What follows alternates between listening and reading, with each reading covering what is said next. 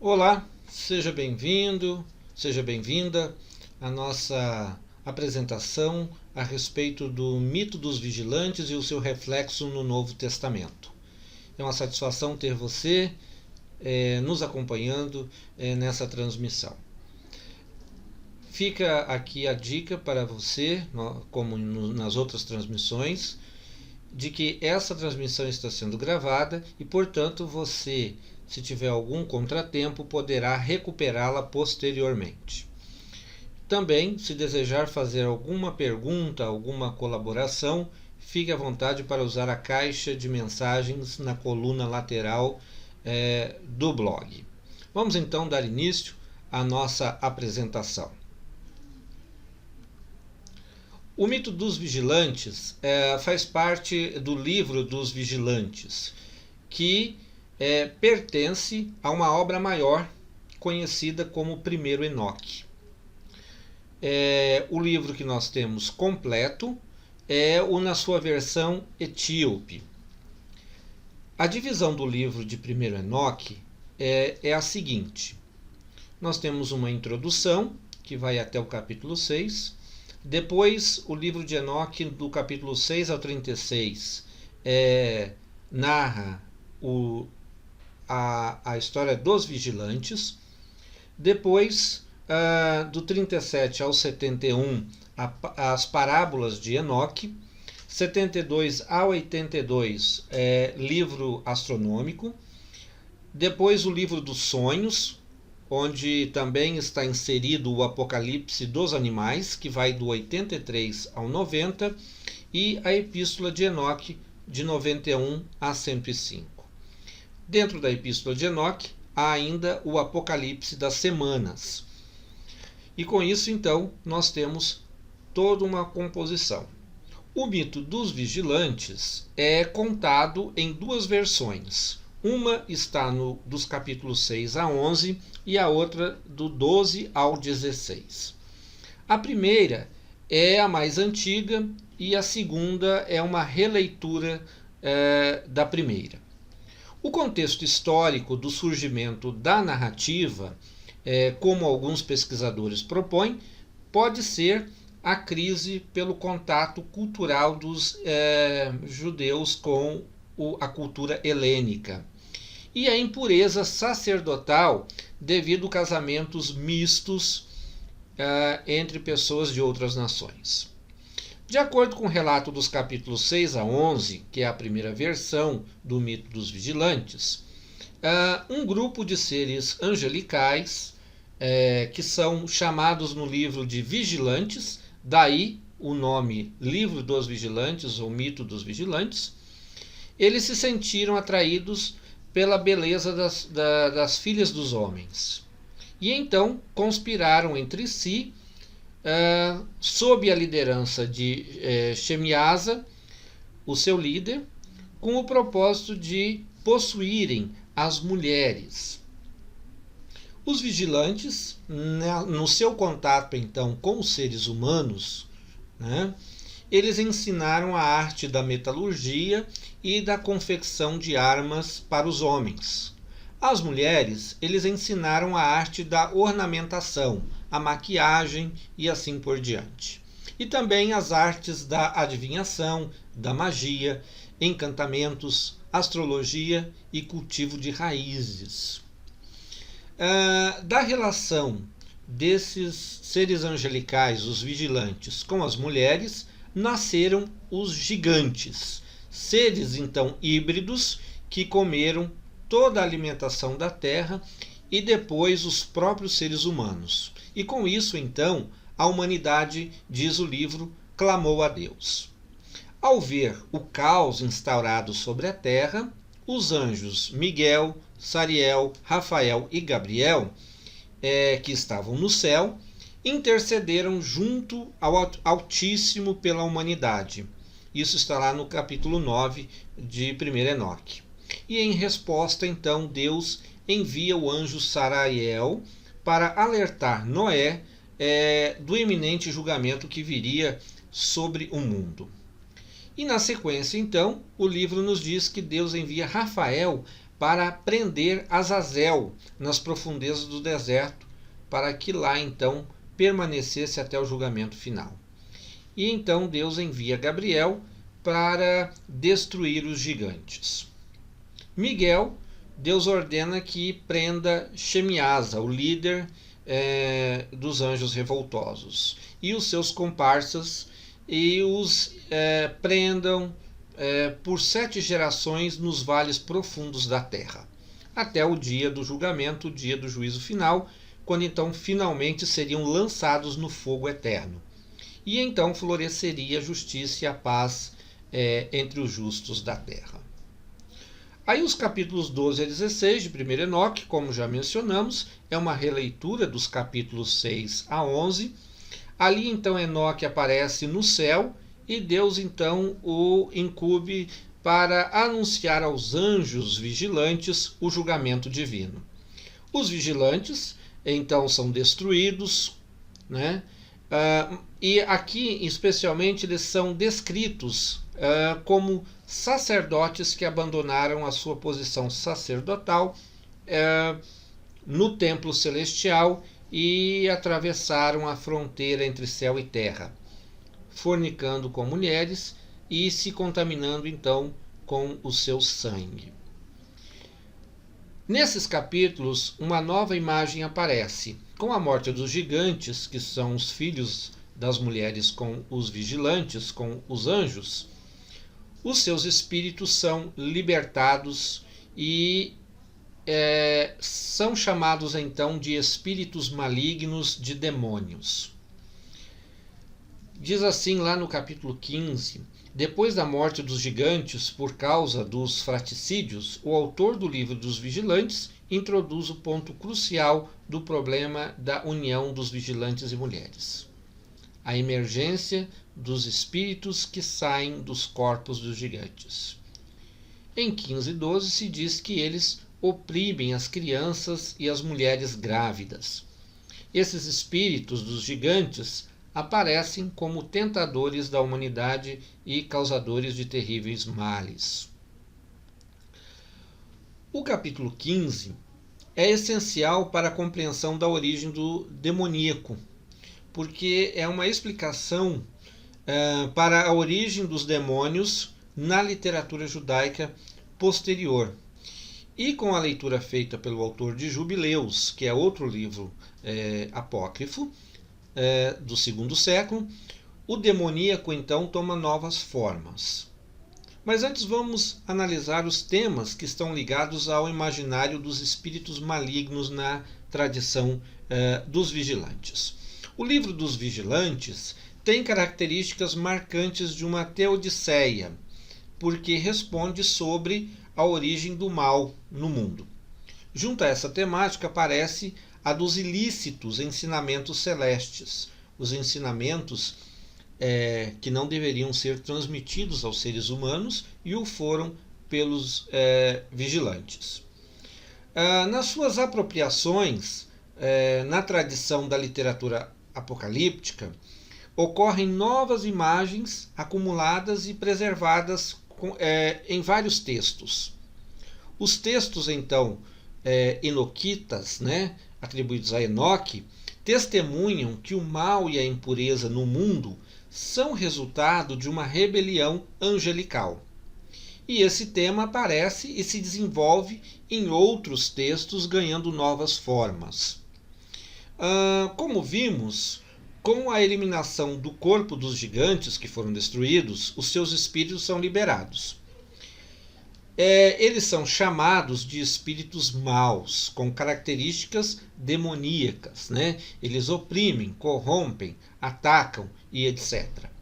O texto liga a origem desses seres malignos ao mito primordial dos vigilantes. Dos pais angelicais, que também trazem lembranças de ações desagradáveis e malignas, rebelião, ensinamentos celestes, magia. Então surgem com isso os demônios. John Collins diz que a revolta dos vigilantes se tornou a maior causadora da existência dos maus espíritos e por implicação do pecado da humanidade.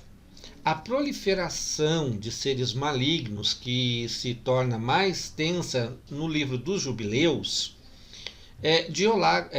dialoga também com o imaginário do mundo antigo, em especial com as religiões dos povos que tiveram contato direto com o mundo judaico. Por enquanto, basta saber que, para nosso tema, da origem e imagem do mal no mundo e dos demônios. As crenças babilônicas, persas e gregas deram então contornos e possibilidades para a cosmovisão encontrada no judaísmo apocalíptico. Ou seja, colaboraram com a formação desse imaginário a respeito dos demônios estas culturas babilônicas, persas e grega, com a qual tiveram contato os judeus desta época. Primeiro Enoque, com os achados de Qumran, recebeu uma datação anterior ao período dos Macabeus e, por sua linguagem e imagens que perpassam longamente a tradição apocalíptica, é percebido pelos pesquisadores como o primeiro Apocalipse, em especial o livro dos Vigilantes e o livro astronômico.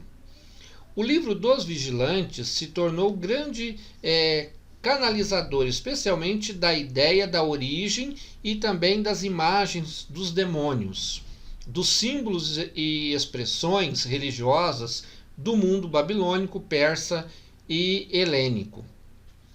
Para alguns pesquisadores, o judaísmo enoquita, o judaísmo com origem nas tradições de Enoque, do livro de Enoque, foi por fim responsável pela criação do conceito de demônio, ou melhor, sua utilização na literatura judaica no Segundo Templo, que é o período pós-exílico, e a sua proliferação posterior. Entende-se dessa forma que a narrativa dos Vigilantes, na sua releitura do livro dos Vigilantes e na obra de Primeiro Enoque, serviu como canal para esse mundo imaginário das hostes malignas. Dessa forma, os três temas, impureza, ensinamentos impróprios e violência, se tornam, com a narrativa do mito dos vigilantes e a imagem do demoníaco, um aspecto importante nesse contexto. E aí, uma questão muito importante é a concepção de impureza. A ideia de impureza está presente no imaginário da narrativa dos vigilantes em dois pontos. Primeiro, quando fala de anjos que deixam o seu posto cósmico. E segundo, pela prática alimentar dos gigantes. Segundo a antropóloga Mary Douglas, na antiguidade, a desorganização ou mudança indevida de posição cósmica colocava o objeto ou quem os tocasse em estado de pureza. Assim, é impuro quando uma coisa está fora do lugar ou quando viola o sistema de classificação no qual está estabelecido. Os vigilantes, no caso, abandonaram o seu posto no céu. As fronteiras estabelecidas por Deus foram violadas e houve a mistura de carne com espírito, ocasionando então este estado de impureza sujeira. Tem ido até as filhas dos homens e com elas cometido impureza. 1 Enoque 9:8. E em 15:4 diz: vocês, santos espirituais, viviam na vida eterna, tornaram-se impuros com o sangue das mulheres, com sangue mortal, têm gerado os gigantes. Logo depois de falar da imortalidade dos vigilantes, então, o texto diz o motivo por que não poderiam se misturar com as mulheres, porque os seres espirituais têm o seu lugar no céu. Numa posterior apropriação do mito, no testamento de Naftali, temos a crítica aos vigilantes que subverteram a ordem da natureza. Assim, a mesma imagem de natureza acaba relacionada àqueles que são fruto da relação desordenada, os gigantes. Eles violam algumas leis relacionadas à alimentação, comem carne de animais sem discriminação. E eles começaram a atacar os pássaros, os animais selvagens, os répteis e os peixes, diz 7:1-6. Também o sangue. Rasgaram com os dentes as suas carnes e beberam o seu sangue, 7:6. Antropofagia. Os gigantes começaram a matar os homens e a devorá-los, também no capítulo 7, versículo 6. Cada um devorou o seu próprio parceiro. Segundo o Código de Levítico, então, nesse caso, os gigantes estavam infringindo regras de pureza, porque lá, em Levítico, há a proibição de comer qualquer coisa com seu sangue. Comer algumas espécies de animais, também, porque ali é uma restrição quais animais podem ser comidos, e com quais características.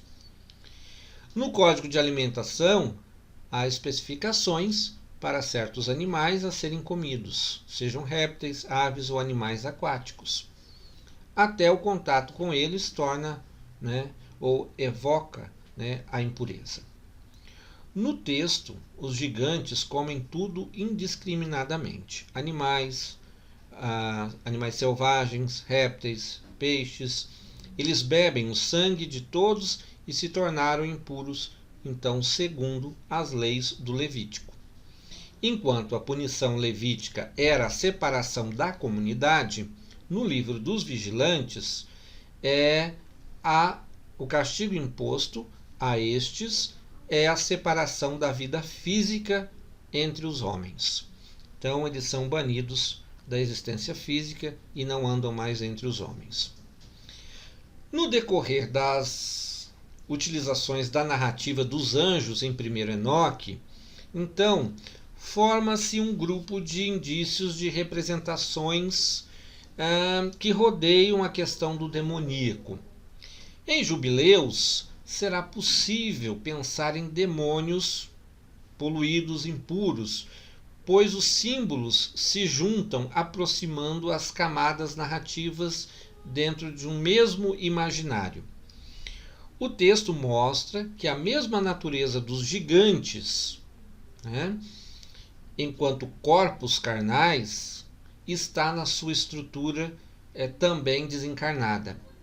Os seres são livres e devastam a terra com muitas desgraças.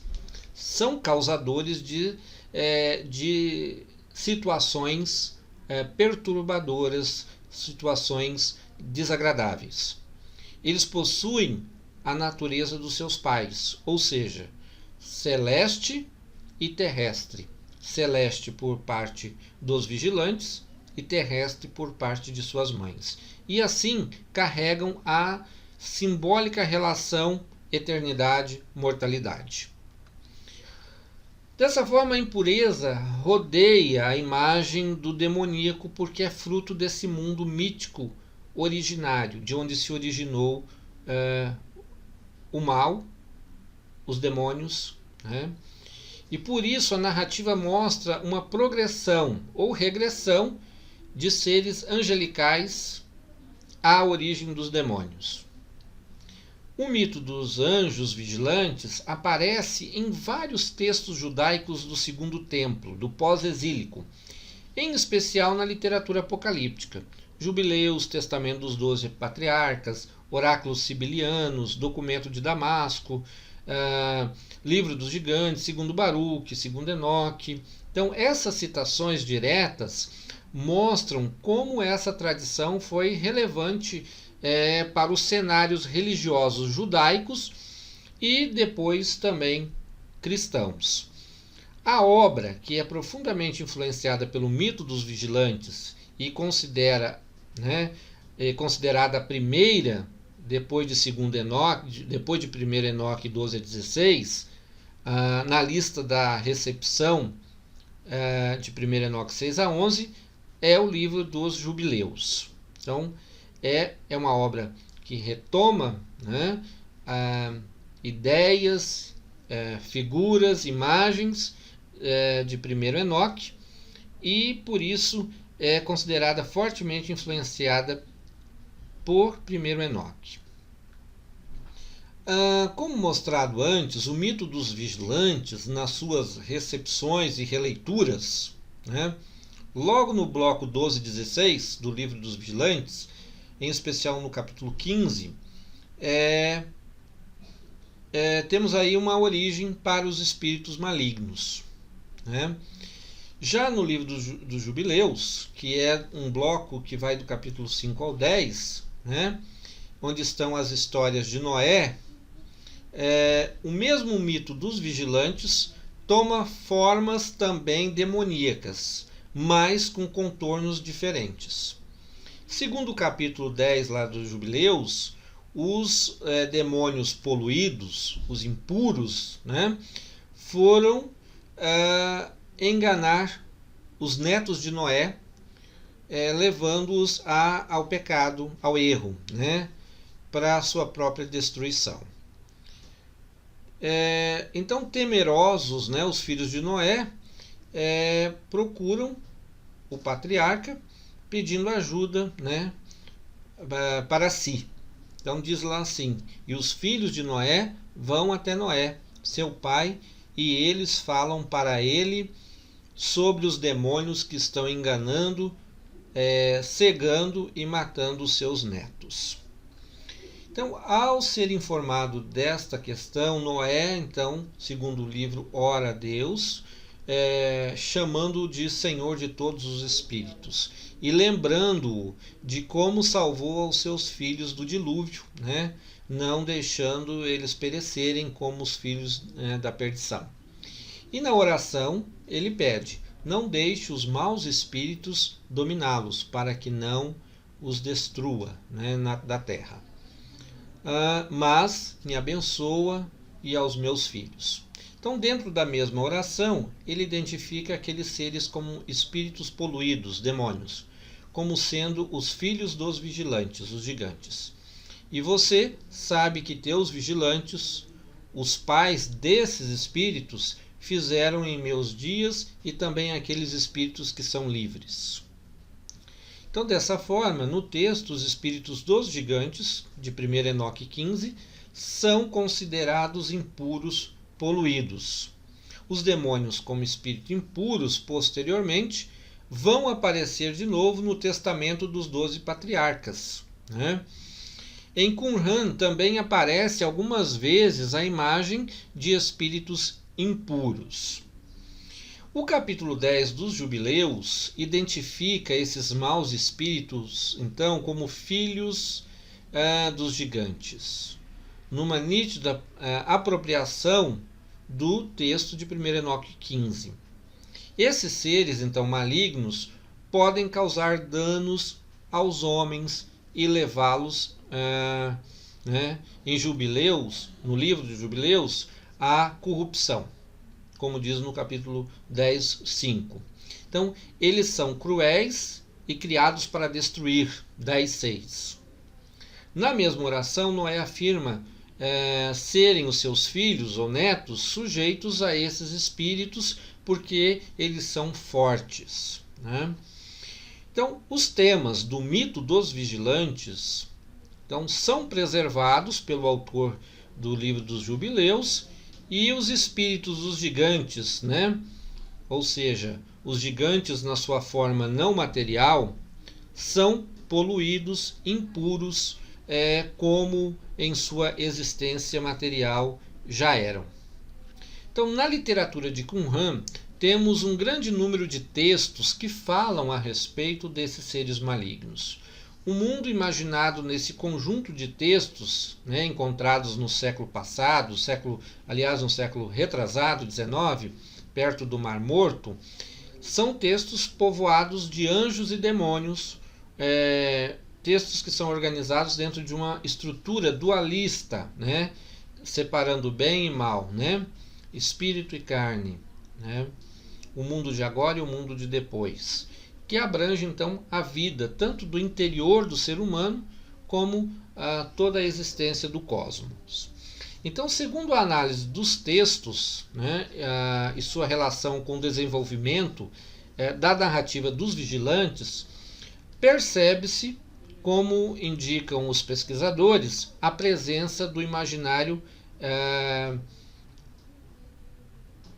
que começa a ser desenvolvido pelo mito dos vigilantes. Os espíritos dos gigantes, que estão diretamente ligados à narrativa primordial do mito dos anjos que descem do céu. Então, é esse mito que vai gerar o imaginário presente nos textos judaicos do Segundo Templo, especialmente em Qurã, cujo mundo é cheio de espíritos maus que causam males e tentações. Então, assim, se percebe novamente a presença também do tema da impureza que nasce lá no mito dos vigilantes. No decorrer das reapropriações da narrativa dos vigilantes dentro do próprio livro de 1º Enoque, passado por Jubileus, que cria novas imagens cósmicas sobre os seres malignos e serve de material para outros textos da literatura pseudepígrafa do segundo século e em Qurã, surge um grupo de ideias que são relacionadas ao mundo imaginário dos demônios ou seres malignos. Esse desenvolvimento não é linear, não é cronológico e nem é monolítico, né? Como se o mito dos vigilantes fosse uma espécie de fonte pura. Mas, como entenderam os pesquisadores, outras tradições culturais do próprio mundo que era vizinho, né, de Israel, e que teve contato então, né, e que tornou possível a ideia de seres malignos causadores de males no mundo dividido por forças, né, antagônicas entre o bem e o mal. O que percebemos foram então indícios que denunciam a presença do mito dos vigilantes e as suas imagens no imaginário demoníaco do judaísmo. As imagens dos demônios nos sinóticos, agora caminhando em direção ao Novo Testamento e ao cristianismo, estão em próximo diálogo com o mundo judaico, onde circulou as ideias e o imaginário inaugurado pelo mito dos vigilantes. Os conteúdos que nós já citamos, que revelam as ideias em torno do demoníaco nos sinóticos, estão ligados também à impureza. Nos evangélicos sinóticos, os demônios, ao serem chamados de impuros, estão dialogando com essas tradições e carregam os indícios do desenvolvimento da tradição do mito dos vigilantes. Como lá no livro dos Jubileus, eles são demônios impuros. E como em Qumran, possuem corpos num âmbito de profanação e maculação do corpo. Então, dessa forma, os demônios nos evangelhos sinóticos são impuros porque carregam as imagens da impureza que tem origem lá nos vigilantes, né, e nos gigantes. Por isso, os demônios, né, os seres espirituais cósmicos, né, causadores de mazelas, possuidores de corpos, possuidores de conhecimentos cósmicos, possuidores de corpos no sentido de que eles entram nos corpos dos seres humanos, né? Ou até de animais, como nós vemos no Evangelho, que eles são expulsos e entram em corpos de porcos. Então, esses demônios, seres espirituais que causam transtorno no mundo material e que possuem os corpos, né? E que possuem também um conhecimento, né, cósmico, eles são impuros porque, desde a sua origem, eles se envolveram com a impureza.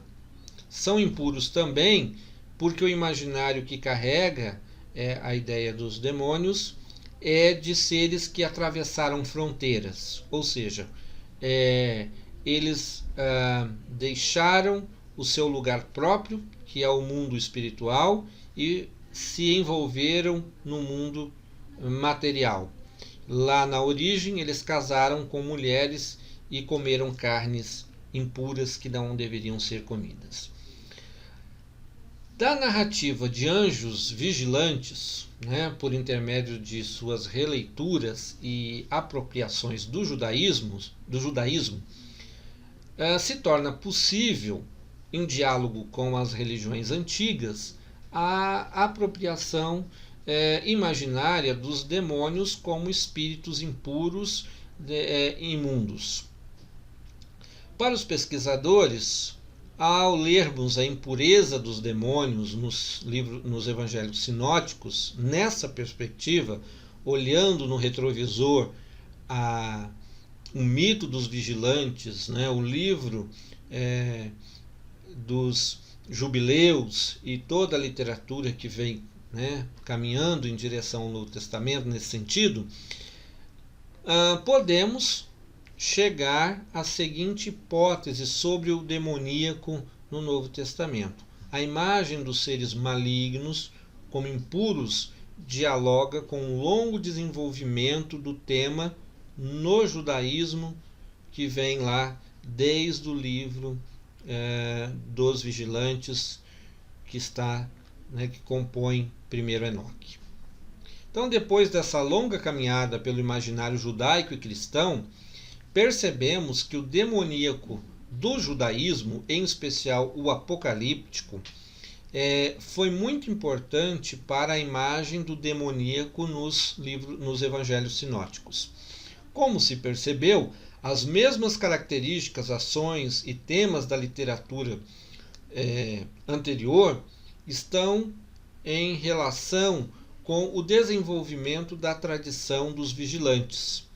A questão da impureza dos demônios nos sinóticos está ligada à impureza presente no desenvolvimento do mito dos anjos caídos da tradição enoquita, como intui Collins.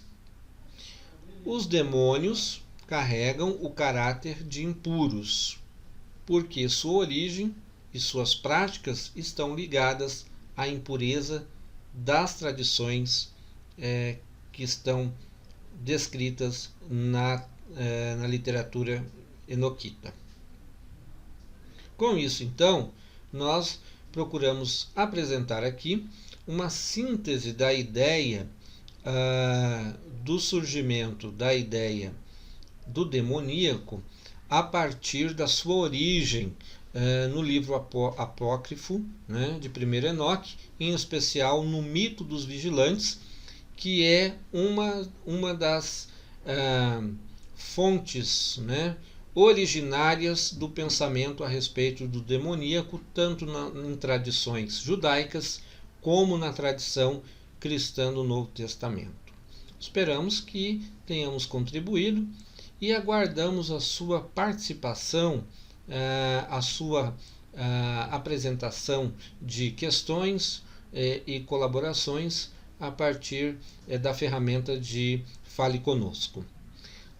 Um forte abraço e nos encontramos na próxima oportunidade.